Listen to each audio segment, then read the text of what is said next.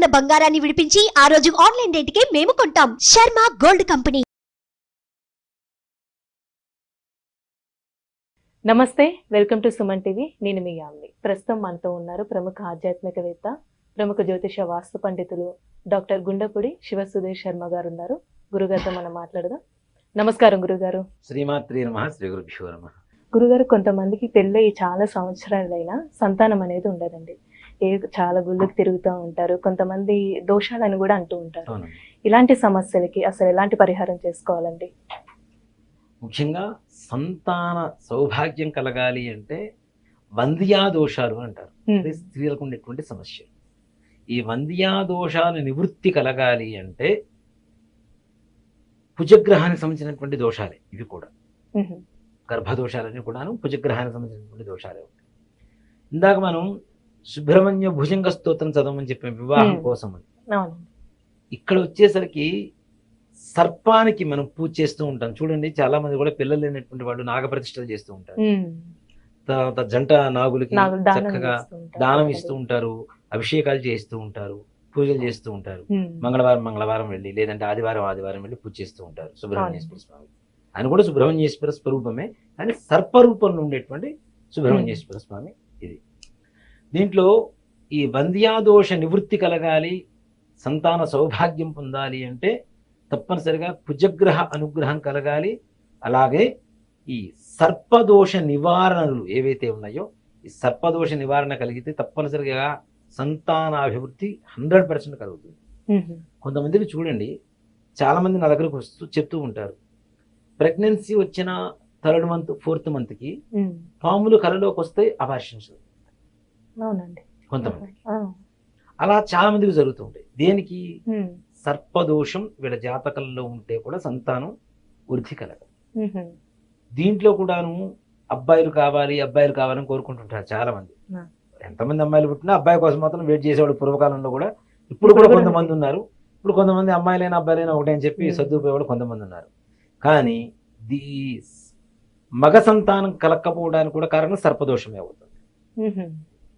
సర్పదోష నివృత్తి కలిగితే తప్పనిసరిగా వీళ్ళకి సంతాన అభివృద్ధి కలుగుతుంది.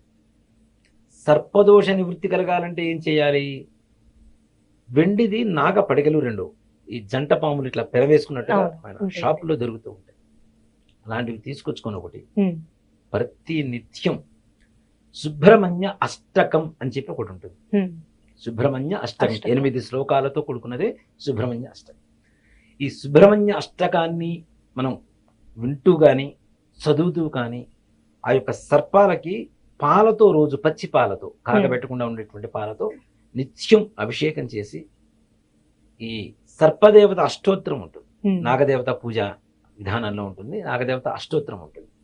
నాగదేవత అష్టోత్తరంతో పూజ చేసి స్వామివారికి సజ్జలు అని చెప్పి అమ్ముతుంటారు, ఒక ధాన్యం. అది కూడా సజ్జలు, రాగులు, ఇట్లా జొన్నలు ఇట్లా అమ్ముతుంటారు కదా.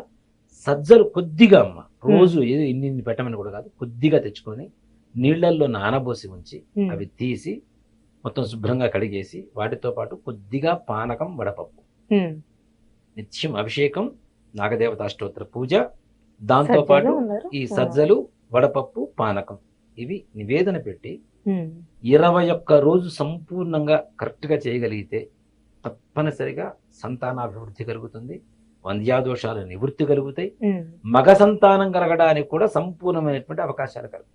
అంటే ఈ 21 రోజులు ఏ వారం నుంచి ప్రారంభించాలండి? అసలు మంగళవారం నుంచి ప్రారంభిస్తే మరలా మంగళవారానికి 21 రోజు అవుతుంది. 7, 3, 21 కదా. కాబట్టి 21 రోజు మంగళవారం ప్రారంభిస్తే, లేదు చవితి రోజున ప్రారంభిస్తే, మరలా శుద్ధ చవితి, మనకి పౌర్ణమి ముందు చవితి వస్తుంది, అమావాస్య వెళ్ళగానే చవితి వస్తుంది. ఆ చవితి రోజున ప్రారంభించినా కూడా చాలా విశేషమైనటువంటి ఫలితం లభిస్తుంది మనకి ఈ విధంగా చేయటం వల్ల. అంటే ఈ సంతాన సమస్యలకి పూజతో కాకుండా హోమం అంటూ ఏమైనా ఉందండి? సంతానం సమస్యలు తీరాలి అంటే సకల దేవత అనుగ్రహంతో పాటు సర్పదేవత అనుగ్రహం, కుజగ్రహ అనుగ్రహం, సుబ్రహ్మణ్యేశ్వర స్వామి వారి అనుగ్రహం, ఈ సకల దేవతలు కూడాను మనం చూడండి, భగవద్గీతలో విశ్వరూప సందర్శన సౌభాగ్యాన్ని చూపిస్తూ ఉంటారు. అంటే అందరి దేవతలు విష్ణుమూర్తిలోనే ఉన్నట్టుగా మనకి విశ్వరూపం చూపిస్తారు. అవునా? ఈ విష్ణుమూర్తి చేతిలో ఉండేటువంటి ఆయుధం ఏమిటి? సుదర్శన చక్రం. సుదర్శన్. ఆయన భార్య ఎవరు? లక్ష్మీదేవి. లక్ష్మీదేవి. ఈ ఇద్దరికి కలిపి చేస్తే సంతానం కలుగుతుంది కదా తప్పక. అవునండి. అవునా? ఉమ్. కాబట్టి ఈ సంతానం కలగాలి అంటే రేపు ఉగాది రోజు నుంచి ఏప్రిల్ 9వ తారీఖు నుంచి 41 రోజు పాటు హనుమత్ ప్రత్యంగర వారాహి యజ్ఞస్థలి సాయిబాబా గుడి దగ్గర ఫణిగిరి కాలనీ చేతంజపురి కొత్తపేట హైదరాబాద్లో ఉమ్. లక్ష్మీ మహాసుదర్శన హోమాన్ని చేస్తున్నాం.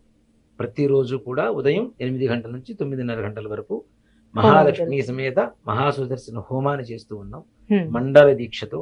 41 రోజు పాటు మన ఈ మండల దీక్షతో ఈ హోమంలో గోత్రనామాలతో పాల్గొనడం అంటే సర్వసాధారణమైనటువంటి విషయం అయితే కాదు. అవును. నిజంగా మనం ఇంట్లో చేసుకోవాలంటే కొన్ని లక్షల రూపాయలతో కూడుకున్నటువంటి ఉమ్. ఖచ్చితంగా వ్యవహారం. అవుతాయండి. ఉమ్. 41 రోజు హోమం ఒక రోజు చేసుకుంటేనే 25,000 30,000 ఖర్చు అవుతుంది, అవును. తక్కువలో తక్కువ. అలాంటిది 40 రోజులు చేస్తున్నామంటే ఎంత ఇది ఉంటుంది అందరూ చేసుకునే విధంగా ఇంకా. అందరికి, అంటే ఉమ్. అందరికి అందుబాటులో ఉండే విధంగా. ఉమ్. కాబట్టి ఈ హోమ కార్యక్రమంలో పాల్గొన్నటువంటి వాళ్ళకి సంతాన అభివృద్ధి కలుగుతుంది, ఉమ్. వాళ్ళ సంకల్ప సిద్ధి జరుగుతుంది.